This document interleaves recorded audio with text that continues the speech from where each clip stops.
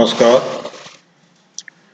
Transition metal के part 3 में हमने बात की थी कॉम्प्लेक्स फॉर्मेशन के बारे में। कॉम्प्लेक्स फॉर्मेशन में डी ऑर्बिटल्स के शेप्स, उनकी स्प्लिटिंग और किस प्रकार से उनमें स्पेक्ट्रोकेमिकल सीरीज की सहायता से लिगेंड भरे जाते हैं। Strong field producing ligand, weak field producing ligand के बारे में हमने चर्चा की थी। उसको आगे बढ़ाते हुए पार्ट 4 में कॉम्प्लेक्स फॉर्मेशन का बचा हुआ जो पार्ट है उसको हम एग्जाम्पल दे करके समझने का प्रयास करते हैं। पहला एग्जाम्पल है FeS2O6 HJAquo ferret third 3d5 इसका कॉन्फ़िगरेशन Fe3 की अवस्था में होगा और इसके पास में 5 अनपेयर्ड इलेक्ट्रॉन होंगे। कारण आयरन के साथ में H2O लिगेंड जुड़ा हुआ है जो कि एक वीक फील्ड प्रोड्यूसिंग लिगेंड है और वीक फील्ड प्रोड्यूसिंग लिगेंड होने के कारण इनकी जो स्प्लिटिंग होती है वो स्प्लिटिंग कम होती है। स्प्लिटिंग कम होने के कारण सारे के सारे इलेक्ट्रॉन जो है वो अनपेयर्ड रहते हैं। तो हमारे को जो ये शेप दे रखा है ये ऑक्टाहेड्रल शेप मिलता है हमें, जो कि आउटर ऑर्बिटल कॉम्प्लेक्स या इसको बोल सकते हैं स्पिन फ्री कॉम्प्लेक्स या हाई स्पिन कॉम्प्लेक्स या वीक फील्ड कॉम्प्लेक्स ये बनता है। दूसरा एग्जांपल है स्ट्रॉन्ग फील्ड प्रोड्यूसिंग लिगेंड का आयरन के साथ में FeCN6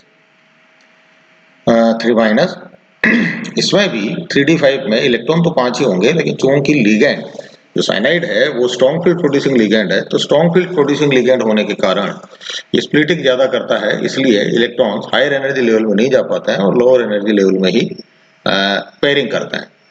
फलस्वरूप इसके 3d के 2 ऑर्बिटल्स खाली रह जाते हैं, इसलिए इसमें हाइब्रिडाइजेशन होता है D2sp3 और हमें जो कॉम्प्लेक्स मिलता है वो मिलता ऑक्टाहेड्रल ही है। जैसे ऊपर FeS2O6 के अंदर मिला था वो भी ऑक्टाहेड्रल मिला था, लेकिन अंतर क्या है, वहाँ हाइब्रिडाइजेशन हुआ था sp3d2 और यहाँ पर D2sp3, यानी वहां पर बाहर वाले डी ऑर्बिटल्स काम में आए थे और यहाँ पर अंदर वाले डी ऑर्बिटल्स काम आए।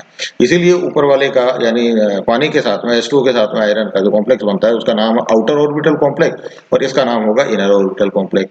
उसको हम बोलेंगे स्पिन फ्री कॉम्प्लेक्स और इसको बोलेंगे हम स्पिन पेयर्ड कॉम्प्लेक्स, या उसको बोलेंगे हाई स्पिन कॉम्प्लेक्स, इसको बोलेंगे लो स्पिन कॉम्प्लेक्स, या उसको बोलेंगे वीक फील्ड कॉम्प्लेक्स, तो ये कहलाएगा स्ट्रॉन्ग फील्ड कॉम्प्लेक्स।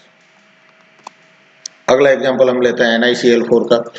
तो इसमें आप देख रहे हैं जैसे डायग्राम के अंदर कॉन्फ़िगरेशन निकल 2+ की अवस्था में जब होता है तो इसके पास में होते हैं 8 इलेक्ट्रॉन और चूंकि क्लोराइड आयन जो लगा हुआ है ये भी एक वीक फील्ड प्रोड्यूसिंग लिगेंड है, इसलिए स्प्लिटिंग कम होगी और इसके 2 इलेक्ट्रॉन अनपेयर्ड रहेंगे। फलस्वरूप इसका पूरा का पूरा डी ऑर्बिटल, इसके जो डी सबशेल है वो पूरा का पूरा भरा रहेगा, इसलिए इसमें जो संकरण होगा, हाइब्रिडाइजेशन होगा, वो किस प्रकार का होगा, sp3, और sp3 होने के कारण हमें जो स्ट्रक्चर मिलेगा वो मिलेगा टेट्राहेड्रल। दूसरा एग्जांपल है NiCN4। यहाँ पर फिर आप देखेंगे निकल वही है, लेकिन साइनाइड जो है वो एक स्ट्रॉन्ग फील्ड प्रोड्यूसिंग लिगेंड इसके साथ में अटैच हो रहा है, जो कि स्प्लिटिंग ज्यादा करता है। स्प्लिटिंग ज्यादा करने के कारण इलेक्ट्रॉन्स पेयर्ड हो जाते हैं, अनपेयर्ड नहीं रह पाते हैं, इसलिए इसका एक डी ऑर्बिटल खाली रहता है। फलस्वरूप इसमें संकरण हाइब्रिडाइजेशन होता है DsP2 और इसलिए हमें जो कॉम्प्लेक्स मिलता है वो मिलता है स्क्वायर प्लेनर कॉम्प्लेक्स और ये डायमैग्नेटिक होता है। अब हम चर्चा करेंगे कलर ऑफ कंपाउंड्स। कंपाउंड्स में किस प्रकार से रंग होता है। जैसा ये आप डायग्राम देख पा रहे हैं, इस डायग्राम में आप देखेंगे कि इसमें हाई एनर्जी और लो एनर्जी 2 पार्ट बने हैं। लो एनर्जी के अंदर जो एक इलेक्ट्रॉन है वो इलेक्ट्रॉन एनर्जी एब्जॉर्ब करके हायर एनर्जी लेवल में चला जाता है। हायर एनर्जी लेवल में जाने के बाद में इसको एहसास होता है कि वो यहाँ पर अनस्टेबल हो गया है। अनस्टेबल होने के कारण स्टेबिलिटी प्राप्त करने के लिए वापस ये लो एनर्जी लेवल में आता है और लो एनर्जी लेवल में आता है तो स्टेबिलिटी प्राप्त करने के लिए कुछ एनर्जी एमिट करता है, रिलीज करता है, जो कि किसी पर्टिकुलर वेवलेंथ की होती है और उसी वेवलेंथ का कलर हमारे को दिखाई देता है। तो यही इसमें लिखा हुआ है कि ट्रांजिशन मेटल्स के आयन जिनमें अनपेयर्ड इलेक्ट्रॉन होते हैं कलर्ड कंपाउंड्स बनाते हैं। क्यों? क्योंकि इन अनपेयर्ड इलेक्ट्रॉन्स का डी ट्रांजिशन होता है, यानी डी से डी में, अर्थात इलेक्ट्रॉन एक ही सबसेल के lower energy level d orbital से higher energy level d orbitals के अंदर चला जाता है और जब ये इलेक्ट्रॉन वापस डी ऑर्बिटल में आता है तो एनर्जी एमिट करता है, जो कि एक विशेष कलर के लैम्डा की होती है, जिससे कंपाउंड कलर दिखाई देता है। इलेक्ट्रॉन लोअर एनर्जी लेवल में जिस लैम्डा की एनर्जी एब्जॉर्ब करता है हमेशा उसके कॉम्प्लीमेंट्री कलर की लैम्डा के बराबर एनर्जी उत्सर्जित करता है, उसका परिपूरक रंग की एनर्जी उत्सर्जित करता है। कलर की इंटेंसिटी किस पर डिपेंड करती है? इलेक्ट्रॉन्स की संख्या पर निर्भर करती है। जितने अनपेयर्ड इलेक्ट्रॉन्स की संख्या ज्यादा होगी उतनी ही इंटेंसिटी कम होगी। ये यहाँ पर इस ग्राफ में बताने का प्रयास किया है। टाइटेनियम से लेकर के मैंगनीज तक अनपेयर्ड इलेक्ट्रॉन्स की संख्या बढ़ती है तो उसकी इंटेंसिटी घटती है, कलर की इंटेंसिटी घटती है, और मैंगनीज से लेकर के कॉपर तक अनपेयर्ड इलेक्ट्रॉन्स की संख्या घटती है तो इंटेंसिटी बढ़ती है। अब यहाँ पर हम ये कह रहे हैं कि मैंगनीज का कलर सबसे हल्का क्यों, ऐसा एक्सप्लेन वाई में सवाल पूछ लिया जाता है। इसका कारण क्या है? एक तो इसमें इलेक्ट्रॉन्स जो हैं अनपेयर्ड इलेक्ट्रॉन्स सबसे ज्यादा हैं, सर्वाधिक है। दूसरा, इसका हाफ फील्ड कॉन्फ़िगरेशन है, और हाफ फील्ड कॉन्फ़िगरेशन हम जानते हैं कि पार्शियली फील्ड कॉन्फ़िगरेशन की तुलना में ज्यादा स्टेबल होता है, यानी उसमें से इलेक्ट्रॉन निकालना मुश्किल होता है। इसलिए ये कंपाउंड जो है वो मैंगनीज का जो कलर है वो हल्का। जिन आयंस में सभी इलेक्ट्रॉन्स पेयर्ड होते हैं वो क्या होंगे? वो हमेशा कलरलेस होंगे। क्यों? क्योंकि उनमें इलेक्ट्रॉन्स का ट्रांजिशन ही संभव नहीं होता है। जैसे एग्जांपल दे रखा है Cu1+, जिसका कॉन्फ़िगरेशन 3d10 है, ये कलरलेस होता है।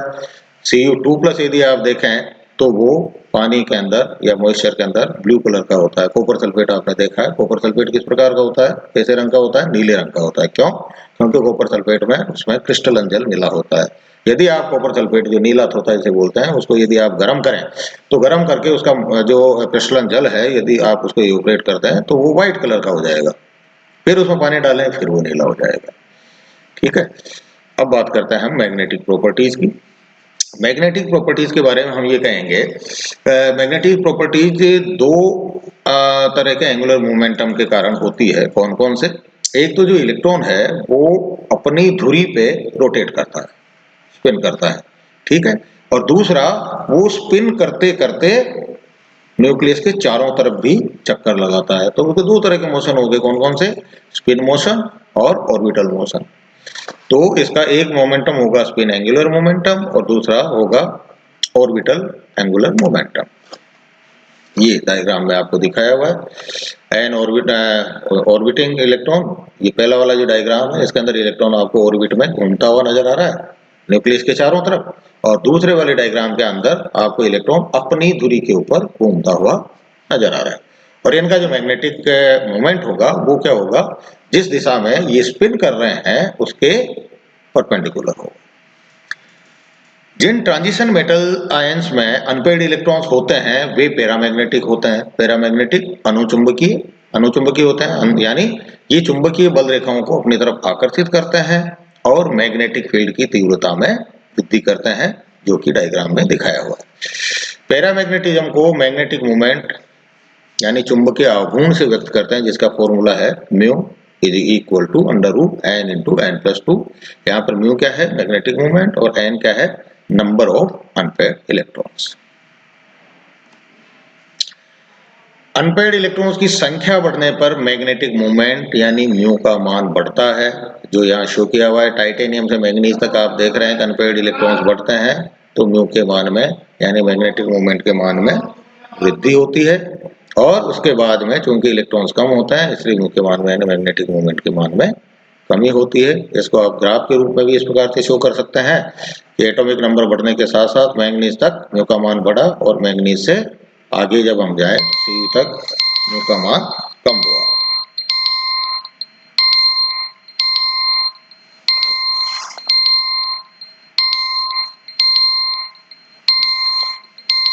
जिन ट्रांजिशन मेटल आयंस में अनपेयर्ड इलेक्ट्रॉन्स नहीं होते हैं ये डायमैग्नेटिक होते हैं या मैग्नेटिक लाइंस ऑफ फोर्स को प्रतिकर्षित करते हैं तथा मैग्नेटिक फील्ड की इंटेंसिटी में कमी करते हैं। यहाँ पर डायग्राम में आप देखेंगे कि मैग्नेटिक लाइन ऑफ फोर्स को रिपेल कर रहे हैं।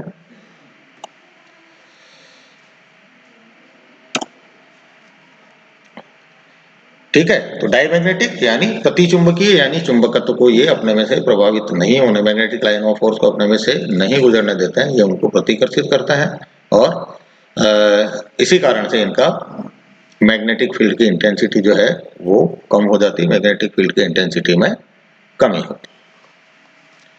नेक्स्ट हम इसके फिफ्थ पार्ट में चर्चा करेंगे। और फिफ्थ पार्ट में हम चर्चा करने वाले हैं अदर प्रॉपर्टीज की, जिसमें होंगे इंटरस्टिशियल कंपाउंड्स, उसके अलावा non stoichiometric compound, hydrolysis of salts, melting point, boiling point, density etcetera. नमस्कार।